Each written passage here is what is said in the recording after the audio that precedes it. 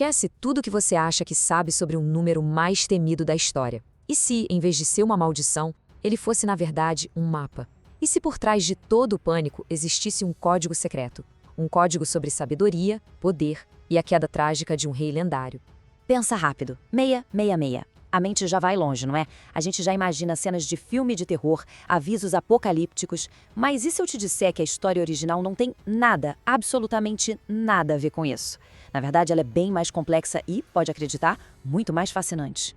Pois é, a cultura pop nos vendeu essa imagem de vilão, né? Só que os textos antigos contam uma história completamente diferente.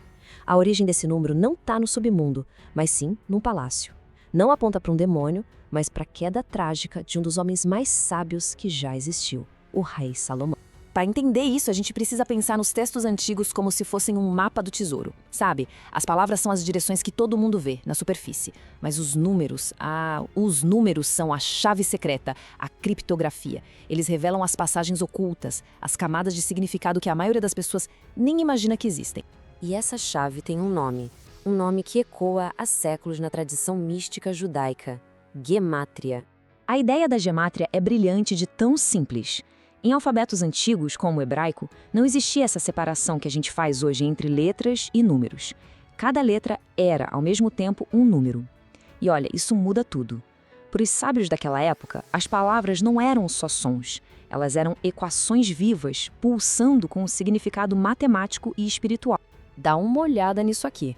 Parece um alfabeto comum, certo? Mas é também um sistema numérico completo. Pra gente, A é uma letra e 1 é um número. São coisas separadas. Para eles, a primeira letra, Aleph, era o número 1. A segunda, Bet, era o 2. E assim por diante. Era com esse sistema que eles contavam, escreviam e codificavam segredos.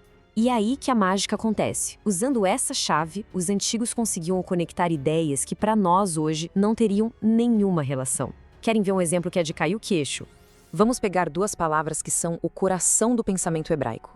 Amor, que se diz ahavá, e no sentido de unidade, que é errad. Parecem coisas bem diferentes, né? Amor é um sentimento, unidade é um conceito. Mas quando a gente aplica a chave da gemátria, acontece uma coisa incrível. Se você somar os valores das letras de ahavá, o resultado dá 13. Agora, se somar os valores das letras de errad, o resultado também dá 13. Isso não é coincidência, é intencional. Para os místicos, essa era a revelação codificada ali, no próprio texto. A verdadeira essência da unidade é o amor. É por isso que dizem que a gemátria é a chave que destrava a alma da Torá, o significado profundo por trás das palavras. Ok, agora que a gente tem a chave, vamos voltar e usar ela para abrir o cofre do nosso mistério principal. Como é que essa ferramenta antiga se conecta com um rei, sua obsessão por ouro e o famoso número 666? Esse aqui é o rei Salomão. Segundo as escrituras, ele não era só um rei poderoso. Ele era um homem mais sábio do mundo. A sabedoria dele era vista como um dom divino, algo fora do comum. E no auge do seu poder, no auge da sua sabedoria, um número bem específico aparece nos registros, ligado diretamente a ele. Não como um sinal do mal, mas como uma medida da sua glória aqui na Terra. Esse número era, claro, 666.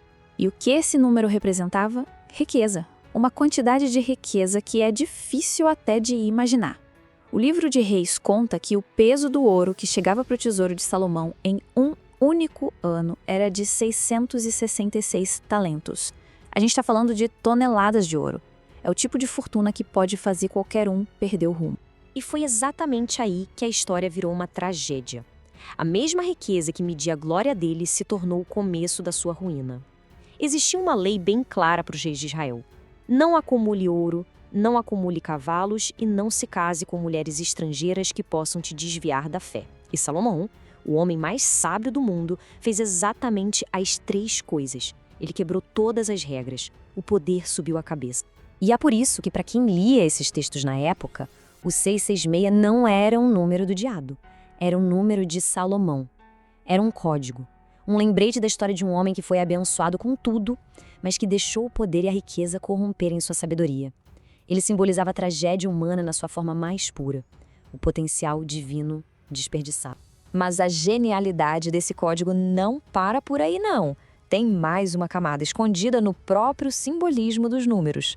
O alerta já estava embutido na matemática da coisa. Sabe, na numerologia bíblica, cada número tem um peso simbólico. O número 6 é o número do homem, que foi criado no 6º dia. Ele representa o mundo material, o trabalho, aquilo que ainda está incompleto. Já o 7 é o número da perfeição divina. É o sábado, o descanso de Deus, o que é completo, o espiritual. Então, a repetição 666 vira uma ênfase, quase um grito de alerta. É a história de um homem que ficou preso no 6, um homem focado no mundo material que, apesar de toda a sabedoria que tinha, se recusou a dar o passo final para o 7, para a conexão com o divino. Ele ficou preso na sua própria glória humana, em vez de buscar algo maior. E é nesse ponto que essa história de milhares de anos se torna incrivelmente pessoal. Porque a pergunta muda. O que esse código antigo revela sobre o mapa da vida de cada um de nós hoje? A história de Salomão funciona como um espelho, e ela nos força a pensar numa coisa meio desconfortável. E se o nosso maior talento for também a fonte da nossa maior armadilha? E se essas duas coisas estiverem codificadas na nossa própria natureza? É exatamente por isso que a numerologia cabalística é usada até hoje como uma ferramenta de autoconhecimento. O mesmo método que decifra textos antigos pode ajudar a gente a decifrar os nossos próprios padrões. A ideia é que nomes e datas de nascimento carregam uma vibração numérica que revela tanto os nossos dons quanto os nossos desafios. É como descobrir o nosso superpoder oculto. No fim das contas, o código 666 nos deixa com uma pergunta, não sobre um demônio, mas sobre o que a gente vê no espelho. Quais são os nossos 666 talentos de ouro? Qual é o nosso maior dom? E como a gente faz para garantir que ele não se torne a nossa maior queda? A jornada para decifrar o próprio mapa começa com essa reflexão. E para quem sentiu o chamado para essa jornada de autodescoberta, para quem ficou com aquela pulga atrás da orelha para saber o que o próprio mapa numerológico pode revelar, o primeiro passo está bem fácil. O link com mais informações está aqui na descrição.